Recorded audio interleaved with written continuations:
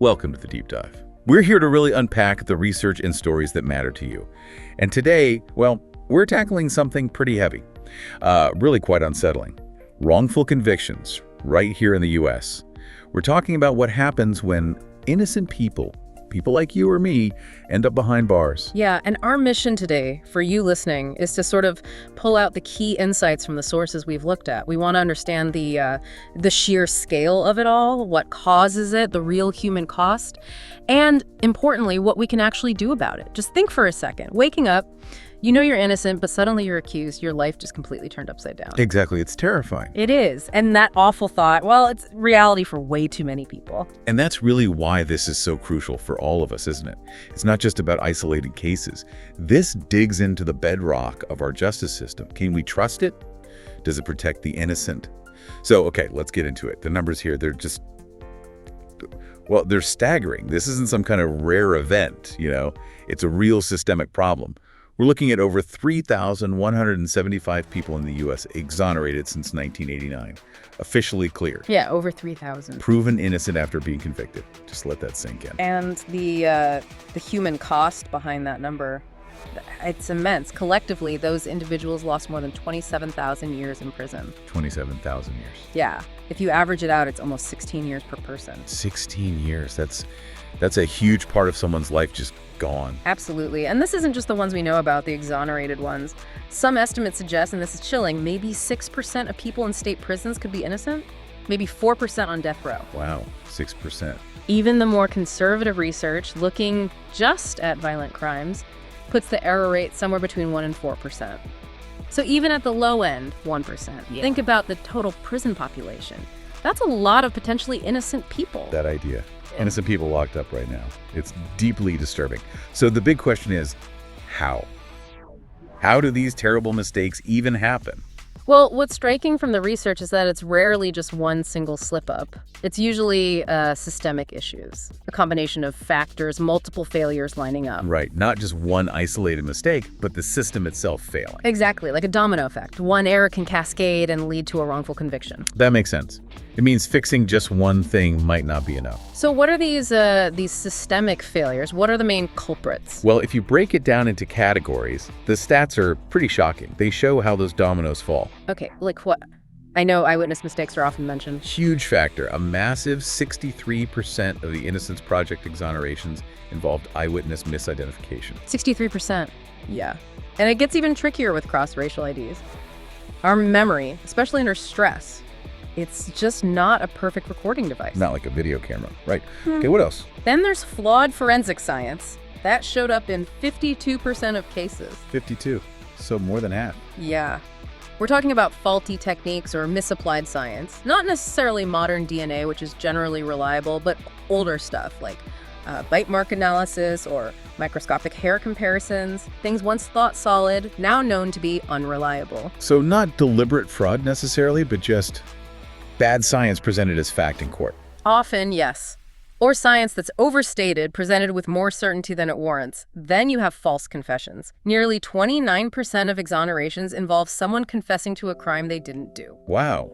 Almost a third. How does that happen? It really points to the dangers of certain interrogation techniques. Intense pressure, long hours, sometimes vulnerability of the defendant. People can reach a point where they just want it to stop and they confess, thinking the truth will come out later. That's chilling. Just confessing to make it end. What about informants? Jailhouse informants. Always a risky area. Their testimony was a factor in 19% of these wrongful convictions. 19%. Why are they so unreliable? Well, think about it. These are often inmates who are offered something in return for testifying, maybe a lighter sentence, better conditions. Ah, so they have a huge incentive to lie. Exactly. A powerful motive to fabricate testimony or just, say what they think the authorities want to hear.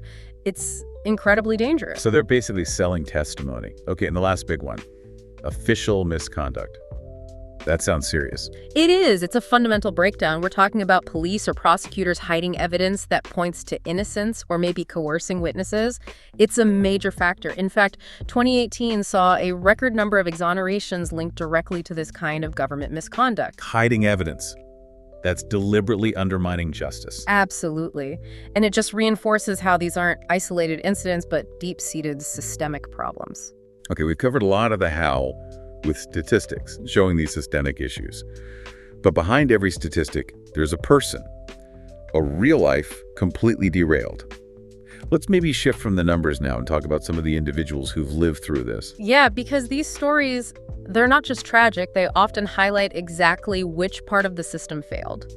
Take Kirk Bloodsworth in Maryland. Can you imagine? 9 years on death row, innocent. 9 years waiting to be executed. And he was the very first person on death row exonerated by DNA testing back in '93. His case was a landmark. It actually led to federal funding to help others get post-conviction DNA testing.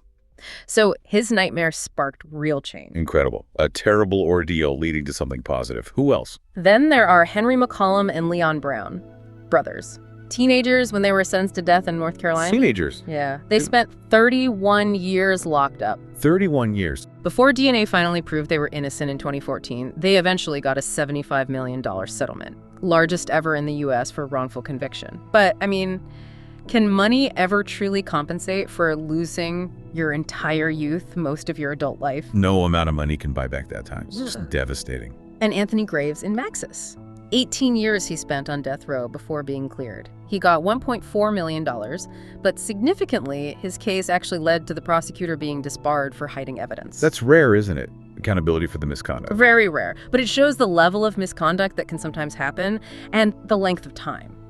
Some cases are just mind-boggling. Like Glynn Simmons? Glynn Simmons in Oklahoma, freed just last year, 2023, after 48 years. 48 years. Almost half a century. Likely the longest wrongful imprisonment in U.S. history. He went in as a young man, came out elderly, for nothing. A whole lifetime stolen. It's unimaginable. Yeah. And Juan Rivera in Illinois, Yeah. convicted 3 times. 3 times, sentenced to life.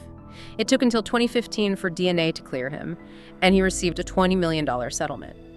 His story just shows the unbelievable persistence needed and how determined the system can be to stick to a conviction even when evidence says otherwise. These stories, they really put a human face on those statistics. They're not just numbers, they're lives shattered. Exactly. Each one is proof that our system, despite its goals, can make terrible, life-altering mistakes. So beyond these specific cases and the main causes, are there other maybe surprising facts that give us a wider lens on this? Well, one interesting point is about DNA. Only about 375 people have been exonerated specifically by DNA evidence. Only 375. That seems lower than I'd expect given its impact. Right, but DNA's real power wasn't just freeing those individuals, it was like a truth serum for the whole system.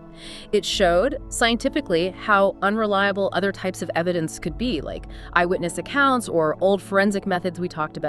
That forced everyone to reevaluate convictions, even in cases without DNA. So it spurred this broader wave of exonerations. It really changed everything. Okay, so DNA's impact was much bigger than just the cases it directly solved. It cast doubt everywhere else. Precisely. And another stark fact, death row is far from infallible. Over 200 people sentenced to death have been exonerated since 1973. Over 200. Yeah, with 18 of those coming from Texas alone, it just underscores the terrifying finality of the death penalty when mistakes are possible. Absolutely. And you mentioned earlier the racial disparity. Yes, that's a critical piece. About 64% of the Innocence Project's clients are Black or Latinx. And look at death row again. Wrongfully convicted Black defendants outnumber wrongfully convicted white defendants 6-1. 6-1. That points to something much deeper than just random error, doesn't it? Systemic bias seems undeniable.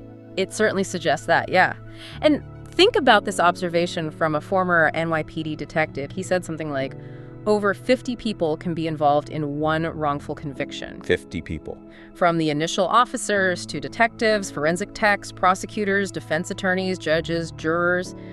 It highlights how widespread the potential points of failure are. It's rarely just one person. That paints a picture of the complexity. And what about those units set up to fix this? Conviction integrity units. Right, CIUs. They exist within prosecutors' offices specifically to review punctual wrongful convictions. It's a good idea in principle. But the data showed that by mid-2022, only about 44% of the 95 existing CIUs had actually recorded any exonerations. Less than half have actually overturned a conviction. Yeah, which suggests maybe they're not all equally effective, or perhaps the process is incredibly slow, or maybe the scope is too narrow in some places. That's concerning if they're meant to be a key part of the solution. So, knowing all this complexity and the challenges, how do these convictions actually get overturned? What is the path to freedom? Well, as we've touched on, there are a few main routes. Post-conviction DNA testing is still a major one, especially for older cases where evidence was saved. Then you have those conviction integrity units, the CIUs, when they're effective, reviewing and sometimes recommending overturning convictions from their own office's past. Right. Legal advocacy groups like the Innocence Project and others are absolutely crucial. They fight the legal battles, push appeals, and lobby for policy reform.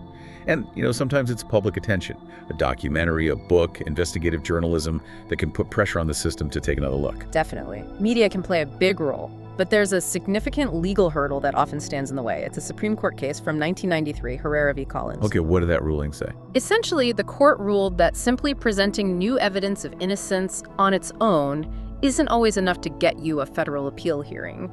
The argument has to be about some kind of constitutional violation or unfairness in the original trial process itself. Wait, so even if you have proof you're innocent, that might not be enough if the original trial followed all the procedures correctly at the time. That's the crux of it. It creates this really difficult situation. Yeah. The focus shifts from, is this person actually innocent, to, was the legal process fair according to the rules?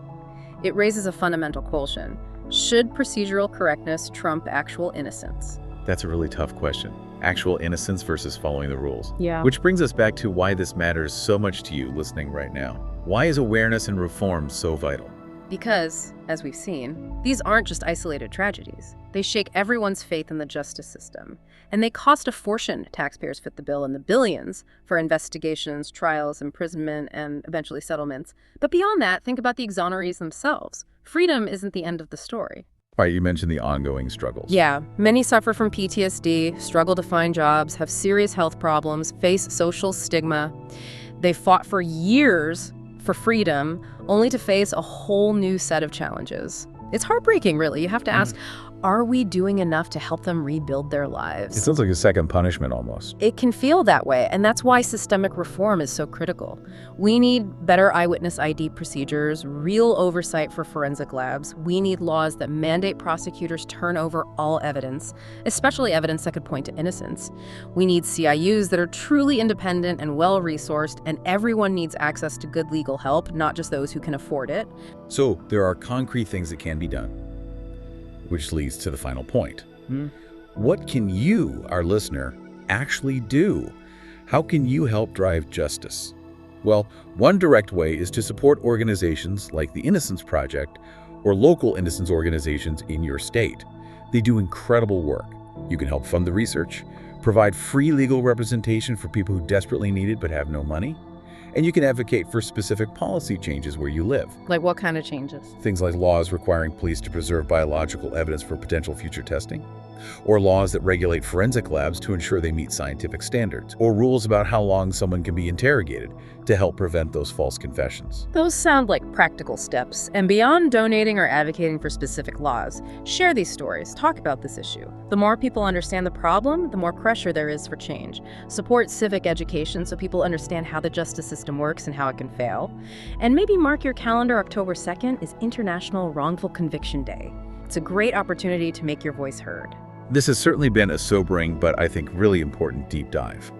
Wrongful convictions aren't just statistics. They represent shattered lives, and they really challenge the very foundation of our justice system. It's a stark reminder that the system is run by humans, and it's vulnerable to error, to bias, to failure. Absolutely. And for all of us living under this system, demanding accountability, demanding fairness, that's how we protect the innocent. That's how we ensure justice strives to be truly just. So maybe the question to leave you with is this. Now that you have a deeper understanding of these systemic flaws, how does that change your view of justice? And what responsibility do you feel we all share in making sure our system is as fair and accurate as it possibly can be? That's a powerful thought to end on. We really encourage you to keep exploring this topic, learn more, and please share this deep dive with others you think should hear it.